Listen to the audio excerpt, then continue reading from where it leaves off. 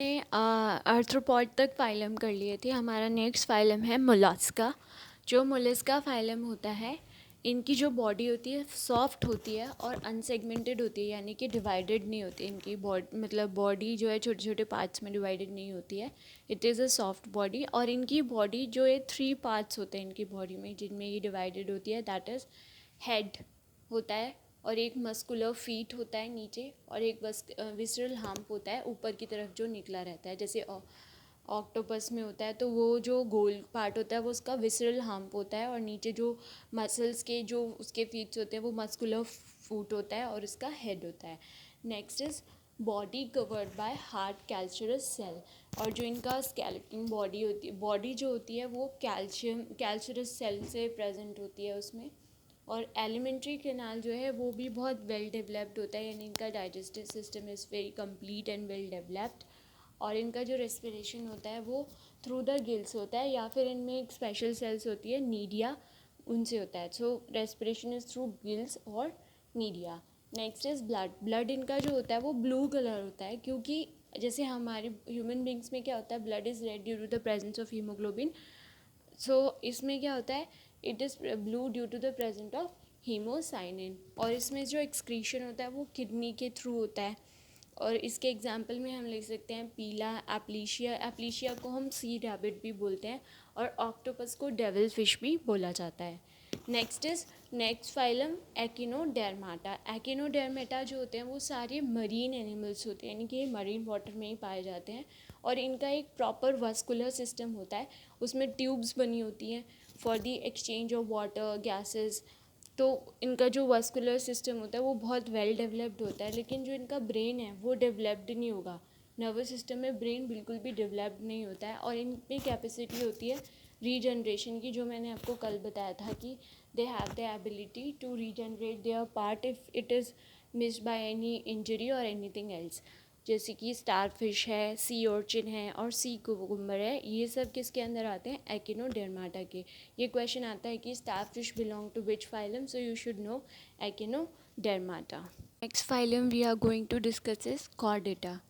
Chordata वो सारे organisms होते, वो सारे एनिमल होते हैं जिनमें नोटोकॉर्ड प्रेजेंट होता है, where in notochord is present. What is notochord means, notochord means होता है एक ट्यूब लाइक नर्व होती है, जिसके साथ गिल स्लिट्स जो होती है रेस्पिरेशन के एक्सचेंज के लिए पेयर प्रेजेंट होता है गिल स्लिट्स का। तो एक नर्व और जिनके साथ गिल स्लिट्स लगे होंगे वो उसको बोलते हैं नोटोकॉर्ड। अब ये जो कॉर्डेटा है वो दो सब फाइलम में डिवाइडेड है, that is Protochordata and vertebrata. जो प्रोटोकॉर्डेटा होते हैं वो वाले एनिमल्स होंगे जिनमें नोटोकॉर्ड या तो सिर्फ लार्वल स्टेज तक प्रेजेंट है, जब वो तक लार्वा हैं तब तक उनमें नोटोकॉर्ड प्रेजेंट है, तो ऐसे प्रोटोकॉर्डेटा को बोलते हैं यूरोकॉर्डेटा। लेकिन जिन प्रोटोकॉर्डेटा में जो नोटोकॉर्ड है वो through out the life persist करेगी। नोटोकॉर्ड मतलब पूरी एंटायर लाइफ वो नोटोकॉर्ड जो है उन एनिमल्स में प्रेजेंट रहेगी, तो उन प्रोटोकॉर्डेटा को बोलते हैं cephalochordata. Urochordata will have the notochord till the larval stage, and notochord will have the cephalochordata will have the notochord till the entire life। तो ये होते हैं प्रोटोकॉर्डेटा के दो, और यूरोकॉर्डेटा एंड सेफेलोकॉर्डेटा। अब जो वर्टिब्रेटा आते हैं, जो हम अब आगे जिनके क्लासेस को डिस्कस करने वाले हैं, वो है वर्टिब्रेटा। वर्टिब्रेटा में वो सारे एनिमल हैं जिनकी नोटोकॉर्ड जो है, जब तक वो एम्ब्रियोनिक स्टेज है, जब तक वो एम्ब्रियो बना हुआ है, तब तक तो वो उसमें नोटोकॉर्ड प्रेजेंट रहेगी। लेकिन जैसे ही वो एम्ब्रियो एडल्ट में चेंज हो जाता है, बड़ा हो जाता है, तो उसमें जो ये नोटोकॉर्ड है वो एक्सचेंज हो जाती है एक बॉनी स्ट्रक्चर से। वो होता है हमारा वर्टिब्रल कॉलम। जैसे कि हमारा ये स्पाइनल है, इसी को वर्टिब्रल कॉलम बोलते हैं, जिसमें कि 33 बोन्स हमारी प्रेजेंट है। तो उन्हीं से जो है नोटोकॉर्ड एम्ब्रियोनिक स्टेज तक वो नोटोकॉर्ड रहेगी, लेकिन जैसे ही हम अडल्ट हो गए वो वर्टिब्रल कॉलम से एक्सचेंज हो जाती है, तो उन्हीं को बोलते हैं वर्टिब्रेटा। नेक्स्ट अब वर्टिब्रेटा को ब्रीफली डिस्कस करेंगे। वर्टिब्रेटा को डिवाइड किया गया है एग्नेथा और ग्नैथोस्टोमेटा में। जो एग्नेथा होता है वो एक ही उसकी क्लास है, दैट इज़ साइक्लोस्टोमेटा। अब ग्नैथोस्टोमेटा की दो सुपर क्लासेस हैं, that is Pisces and tetrapod. जो पाइसेस है उसमें दो क्लासेस हैं उसकी, कॉन्ड्रिचेस और ऑस्ट्रिचेस। और टेट्रापोडा में 4 क्लासेस हैं, एम्फीबिया, रेप्टिलिया, एव्स, मैमल्स, जिनको हम वन बाय वन बहुत अच्छे से डिस्कस करेंगे। जो अभी हम देख लेते हैं, जो एग्नेथा होता है जिसमें साइक्लोस्टोमेटा होती है क्लास, वो क्या है, वो उनके जो है जॉज नहीं होते हैं, दे लैक जॉज। जो हमारे जॉज प्रेजेंट होते हैं वो साइक्लोस्टोमेटा में नहीं प्रेजेंट होते हैं, और उसका एग्जांपल है लैम्प्री। और जो पाइसेस होते हैं, पाइसेस सारे एक्वेटिक एनिमल्स हैं, इन ये कोल्ड ब्लडेड होते हैं। It means that they can not regulate with the temperature outside. जैसे हम ह्यूमन बींग्स हैं वो वार्म ब्लडेड होते हैं, because they have the ability कि वो अपना टेम्परेचर आउटसाइड दी एनवायरनमेंट के हिसाब से कंट्रोल कर सके, लेकिन इनमें वो एबिलिटी नहीं होती, इसीलिए इनको कोल्ड ब्लडेड बोला जाता है। और जो इनका हार्ट है वो इम्प्योर ब्लड पंप करता है, their heart pumps impure blood. और इनका जो हार्ट है वो 2 चैम्बर होता है, पाइसेस का हार्ट 2 चैम्बर होता है। अब पाइसेस को कॉन्ड्रिचेस और ऑस्ट्रिचेस में डिवाइड किया गया है। तो कॉन्ड्रिचेस जो है वो जितनी भी कार्टिलेजिनस फिश होती है, यानी कि उसमें बोन्स नहीं है, दे आर नॉट बोनी, उनमें कार्टिलेज प्रेजेंट है, तो कार्टिलेजिनस फिशेस को बोलते हैं कॉन्ड्रिचेस। और ये इसके एग्जांपल जैसे इंडियन शार्क होती है, वो कार्टिलेजिनस फिश के अंदर आती है। Next is ostriches. ऑस्ट्रिचेस वो होती है जो बॉनी फिशेस होती है, जितनी भी टफ बॉडी स्केलेटन होता है उनका बॉनी फिश है, जिसमें सी हॉर्स भी आता है, जैसे कि हिप्पोकैम्पस उसको बोलते हैं, सी हॉर्स को हिप्पोकैम्पस भी बोला जाता है, तो इट कम्स अंडर ऑस्ट्रिचेस। और पाइसेस रेस्पिरेशन करती हैं through Gill and gill slits. तो पाइसेस का जो रेस्पिरेशन होता है वो ऑर्गन प्रेजेंट है गिल, जैसे हमारी बॉडी में लंग्स काम करती है वैसे इनकी बॉडी में गिल्स काम करती हैं। So vertebrata is divided into agnatha and gnathostomata. Agnatha की एक ही क्लास होती है, दैट इज साइक्लोस्टोमेटा। ग्नैथोस्टोमेटा की 2 सुपर क्लासेस है, पाइसेस एंड टेट्रापॉड। पाइसेस की भी 2 हैं, कॉन्ड्रिचेस, ऑस्ट्रिचेस। टेट्रापॉड की 4 हैं, एम्फीबिया, रिप्टाइल, एव, मैमल, जिनको अभी हम डिस्कस करेंगे। टेट्रापॉड में हम पहली क्लास डिस्कस करेंगे, वो है एम्फीबिया। एम्फीबिया वो सारे एनिमल हैं जो लैंड पे भी रह सकते हैं और वाटर में भी रह सकते हैं। जैसे कि मैंने आपको प्लांट किंगडम में बताया था about bryophyta, that it is a amphibian of plant kingdom. So जो भी ये एनिमल लैंड और वाटर दोनों पर रहते हैं वो एम्फीबिया होते हैं। और ये कोल्ड ब्लडेड या फिर एक्टोथर्मिक भी बोलते हैं। कोल्ड ब्लडेड एनिमल्स को एक्टोथर्मिक बोला जाता है। और ये वो एनिमल्स हैं, अभी मैंने आपको बताया था, those who can not regulate their body temperature, जो एनवायरनमेंट के हिसाब से अपने बॉडी टेम्परेचर को कंट्रोल नहीं कर पाते हैं, वो सब होते हैं कोल्ड ब्लडेड। तो एम्फीबिया कोल्ड ब्लडेड है, और इनकी जो रेस्पिरेशन है it is through gills, skin and lungs. Gill से भी रेस्पिरेशन होता है इनका, स्किन से भी होता है और लंग से भी हो सकता है। एग्जाम्पल में फ्रॉग, टॉड, नेक्टोरस, इचोफिस, सैलमेंडर, ये सारे एम्फीबिया में आते हैं। और जो फ्रॉग है अगर वो वाटर में रहेगा तो स्किन से रेस्पिरेशन करेगा, और अगर वो लैंड पे आ जाएगा तो वो लंग से रेस्पिरेशन करेगा। इसी में नेक्स्ट क्लास है रेप्टिलिया। रेप्टिलिया वो सारे ऑर्गेनिज्म हैं जो रेंगते हैं, दैट इज़ क्रॉलिंग एनिमल, जो नीचे ज़मीन पे रेंगते हैं, दैट आर क्रॉलिंग एनिमल्स। ये कोल्ड ब्लडेड होते हैं।